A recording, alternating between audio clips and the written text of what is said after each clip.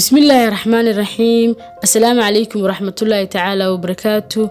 والله قيمها بدن كسر دوادة أرداجين. waxaan rabaa in dadku igu xasuustaan inaan ahay shakhsi noloshiisu waxtar u leedahay aadamaha. hadalkan cajiibka ah waxa yiri kana dhaweeyay halyeegii iyo madaxweynihii hore ee dalka Burkina Faso, Mr. Thomas Sankara. Thomas Isidore Noël Sankara oo dhashay 22 December 1949 dhintayna 15 October 1987. wuxuu ahaa kacayahan aad u aaminsanaa qalbigiisana ay ku weyneyd fikradii Pan Africanism ee nuxurkeedu ahaa gumaysi nacayb. aragtidaas oo dhigaysay in la helo bulsho bilaa dabaqada ah oo dhaqaale ahaan siman, sidoo kalena in Afrikaanku ay ka soo jeedaan isku asal gudo iyo dibadba. waagii uu yaraa waxa uu aad u bartay xisaabta iyo luqadda Faransiiska. familkiisu waxay aad u jeclaayeen inuu noqdo wadaad, laakiin isagu waxa uu doortay inuu noqdo askari. waxa uu madaxweyne ka ahaa dalka Burkina Faso sanadii 1983 ilaa 1987. taageerayaashiisu waxay u arkaan inuu yahay shakhsiyad kacaan oo dhiiran, waxaana badanaa loogu yeedhaa Che Guevaraha Afrika. muddadii uu xilka hayay oo aan 4 sano dhamayn, waxa uu ku talaabsaday horumaraan caqliga dadku aaminayn, laakiin taariikhdu uga marxaati kacayso. markii uu madaxweynaha noqday, waxa uu ka talaalay 2.5 milyan oo caruura xanuunada dabaysha, jadeecada iyo qandhada toddobaadyo gudahood. wuxuu bilaabay olole ballaadhan oo kor loogu qaadayo qoraalka iyo akhriska.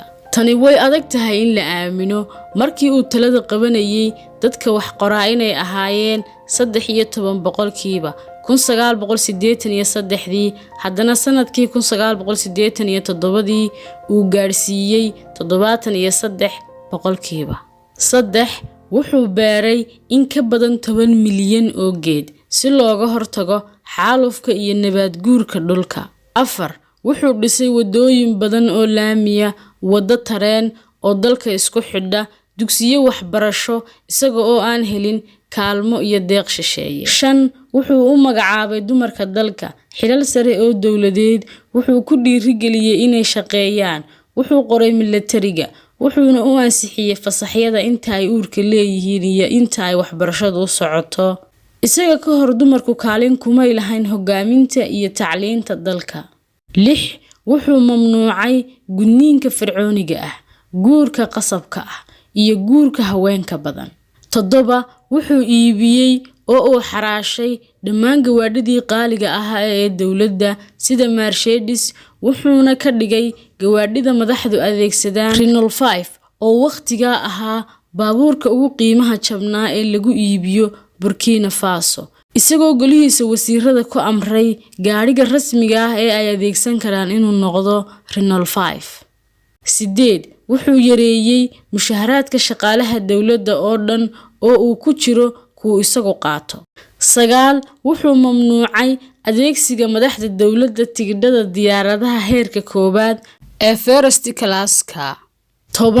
wuxuu dib u qaybiyay dhulkii ay xoogga ku haysteen ganacsatadu, wuxuuna si toos ah u siiyay reer miyiga. waxaanuu dalku xoogga saaray beerista iyo kobaca cuntooyinka baalka leh, taasoo suurtagelisay in dalku cunto ku filan la soo baxo. wuxuu ka hor yimid kaalmada shisheeyaha, isagoo aaminsan xeerka yiraahda kan ku quudiya ayaa ku xukuma. caasimada dalka bakhaarkii ugu weynaa ee ku yaalay ee ciidanku lahaa wuxuu u bedelay supermarket u furan qof walba, wuxuuna noqday supermarketkii ugu horeeyay ee dalka laga hirgeliyay. wuxuu ku khasbay shaqaalaha rayidka ah inay hal bil mushaharkooda ku bixiyaan mashaariicda guud ee dalka horumarka u horseedaya. wuxuu diiday inuu adeegsado qaboojiyaha xafiiskiisa, isagoo ku sababeeyay in raaxada noocaas ah aanay muwaadiniintu wada heli karin. madaxweyne ahaan wuxuu hoos u dhigay mushaharkiisa $450 bishii, wuxuuna hantidiisa ku koobay 1 gaari, 4 baaskiil, 3 gitaar, 1 talaagad iyo 1 mukeef ama qaboojiye oo ahaa noocii ugu jabnaa waqtigaas. 16 wuxuu ka dalbaday shaqaalaha dawladda inay xidhaan dhar dhaqameedka laga tolay suufka oo ay sameeyaan dawaarlayaasha dalku, isagoo doonayay in lagu tiirsanaado warshadaha maxalliga ah halkii lagaga tiirsanaan lahaa warshadaha shisheeye. 17 wuxuu aad uga dagaalamay in sawirkiisa la suro xafiisyada iyo goobaha dadweynaha.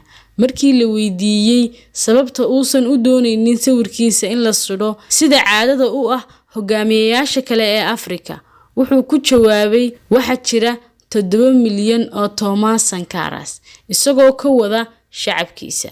18 wuxuu aad u yaqaanay garaacista gitaarka, wuxuuna sameeyay heesta calanka cusub ee dalkiisa.